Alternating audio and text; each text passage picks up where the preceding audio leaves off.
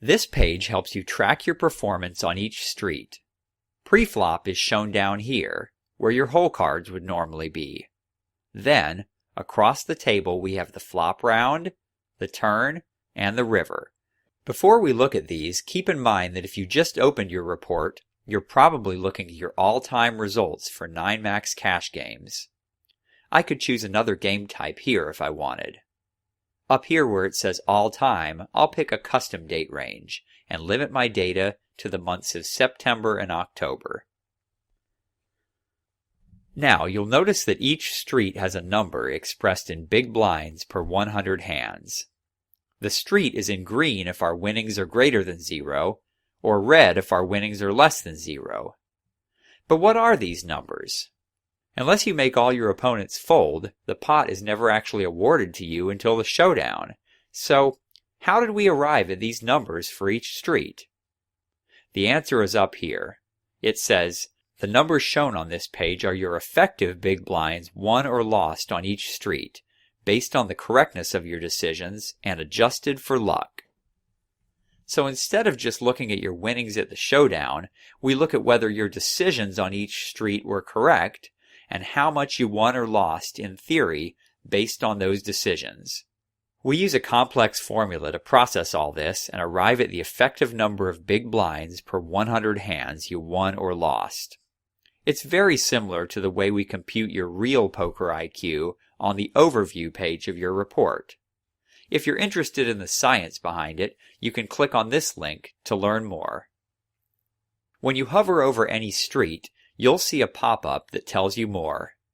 It lists your luck-adjusted big blinds per 100 hands, which is the same number displayed for that street on the table. We call it luck-adjusted because the formula we just talked about removes the element of luck. Next, you'll see your trend indicator, which tells you if your luck-adjusted winnings are recently going up or down. And next, you'll see the total number of hands in which you went to that street. There might be hundreds or thousands of them, so when you click List Hands, it won't pop up in the poker game. Instead, it will pop up in this grid, which has its own instructional video up here. You might have noticed there was no Practice Now button in the hover over, unlike on other pages. It currently isn't possible with our software to practice just one particular street.